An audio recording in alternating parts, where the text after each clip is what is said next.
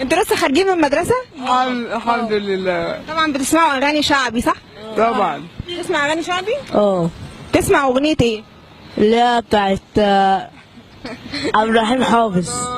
بعرف اغني. طب غني لنا لو لعبت يا زهر. إيه لا، انا بس بعرف اغني اغنيه انا يعني بعرفها انا. يلا يا ياسر سمع عمو. يعني بس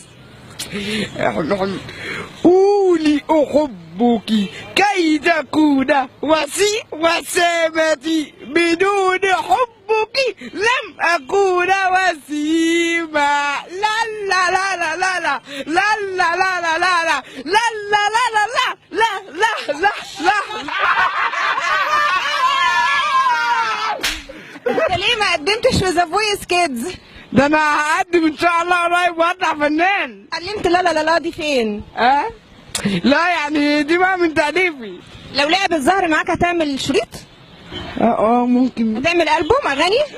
وكليبات وايه وصيطنا وصيط نفسي والله صيط نفسي والله العظيم ويعلم ربنا. مين اللي ظلمك وقال لك إن صوتك حلو؟ الوصل كله. الناس كلها قالت لك إن صوتك حلو؟ زي الفل.